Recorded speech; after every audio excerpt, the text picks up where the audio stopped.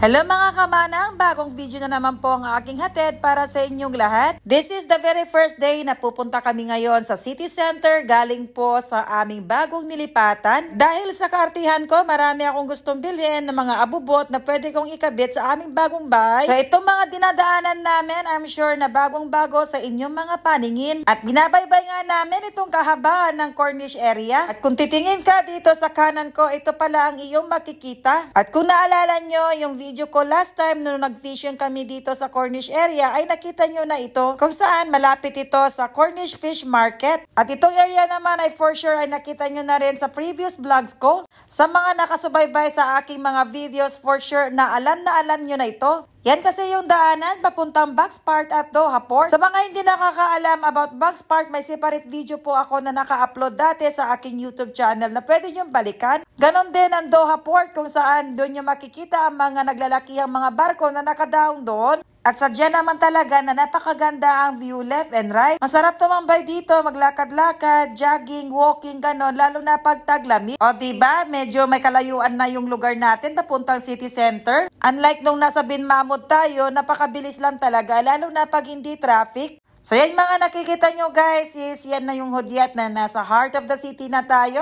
Kung saan kikita nyo yung mga naglalakihang mga building. Lalo na paggabi guys, ay nako Diyos ko, ang ganda-ganda talaga ng Doha. Alam nyo yan kasi marami na rin akong videos na na-i-feature. O diba yung mga video ko na nakunan sa gabi, o maraming mga LED lights dyan. So ayan guys, finally arrived sa ating destinations. At nandito na nga tayo sa city center.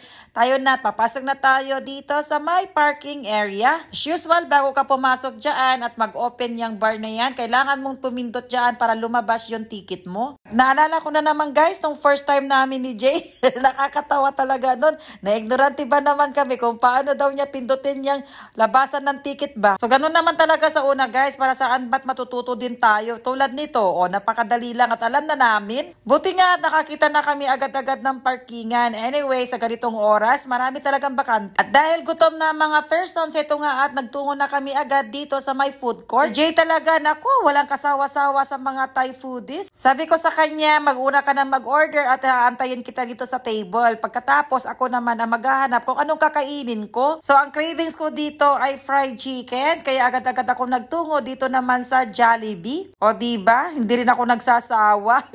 After 25 minutes, ito nga at nakuha ko na ang aking order. Tinawagan pala ako ni Jay. Sinasabi niya dyan na tapos na siyang kumain. So ayan guys, nandito pa rin kami sa city center. While waiting for Jeremy, nag-CR siya guys.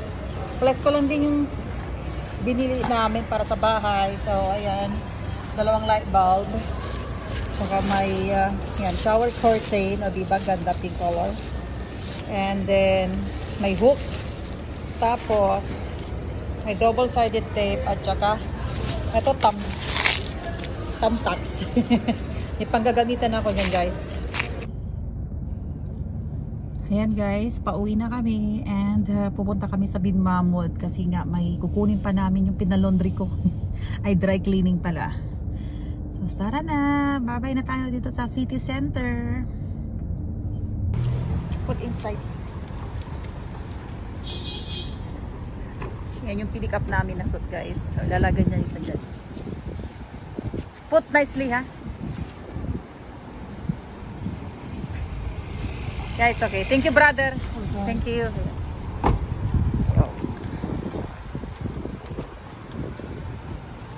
Kinagabihan, ito ang kaganapan. Guys, nandito na kami sa Sukharaj.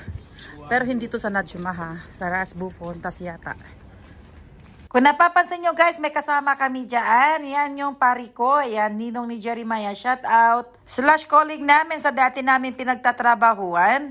Yung bahay niya is yun din yung bahay namin. Siya ang nag-encourage sa amin na doon na kami lilipat. So ngayon, nandito na tayo sa Sukharaj kung saan dito makakabili ng mga second-hand appliances at iba't ibang item. Siya ang nagdala dito sa amin and first time lang namin dito na makapunta. Nung una kasi guys is nagbabalak kaming bumili ng mga second-hand appliances like refrigerator and washing machine. Dahil tulad nga ng mga suggestions ng iba, makakamura ka talaga dito and good working condition naman. Kaya sabi ko, sige, try natin tumingin-tingin at kung may magustuhan ako, for the go.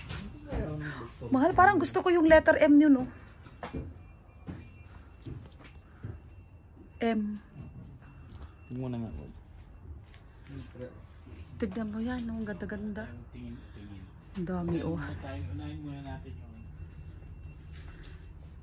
Mga maliliit na ano. Uy, yan shot glass mo. Balik tayo dito. Ito yung kinakalat ngayon, di na. Tapos tingin pa. Ang luwag-luwag talaga ng Sukarats dito, guys. So, one shop to another kami. Kasi titingin talaga kami ng mga appliances. Yun, late na kasi, guys. Time check is past 10. Okay na rin to kasi wala masyadong tao ba. So, ayan. Tingin tayo. Second hand na washing machine at saka ano. Fridge. Yun. Tingin tayo. Wala. Wala daw. Masikip sa loob. Dito na tayo sa labas, guys.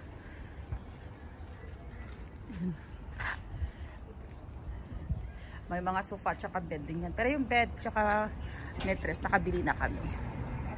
Ito naman tayo sa next shop. Ayan, daming mga ano. Lahat yan, mga second hand pero good quality pa. Too much ukay-ukay here. Oh. And also, may mga ukay-ukay din sila, guys. Oh. Tapos, no to? Oh, kasirola ba? Diba? Ganda. Ukay-ukay also. Oh, eto naman. Ito yung upuan ng Rena. Oh, may bed din dyan. Tingin lang ngayon. Pero sarado na sila. Yun, doon. Tingnan natin ulit.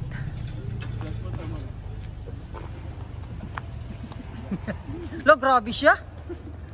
Nakuhanan man yun ng video.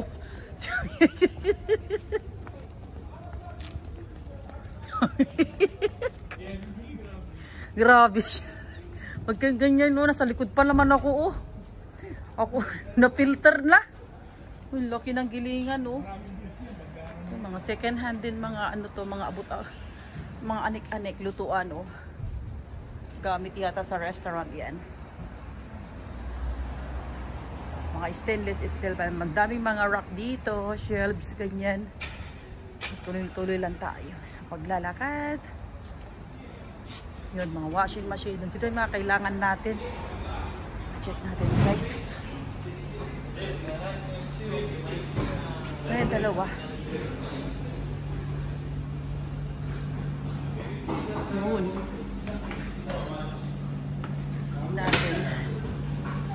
Iba-ibang brand.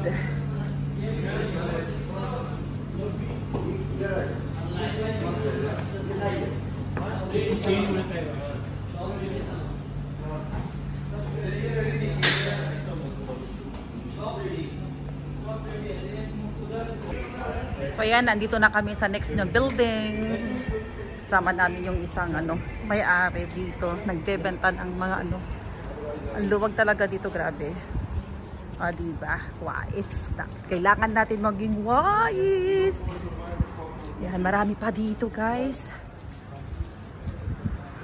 Keep on checking.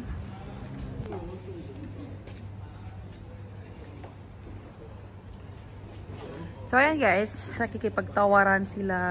So, ng bonggang-bongga. Bahala na yung dalawa. Init sa lowboy. So, dito, kinukuha nila yung hindi na okay na kagamitan. Tapos, inano nila, tawag dito, ginagamot. Tapos pagkatapos, lilinisan. Ang dami dito. Lahat yan, mga ano, mga sirang gamit, pero binubuhay nila. Dito. Pasok na naman kami sa, ano, yun. Tingin-tingin lang. Eto, this perfect. Mahal. This size. This size is big but no cover. Pero Marie, yung ganyan, nag-yellow yan eh. Ah, wag. Ayoko. No frost. Delikado man. No frost. Ah, ay ka. Ay, wala din. Ay, talaga pogi. Kumusta po? Oh, kumusta? Yes, Siya.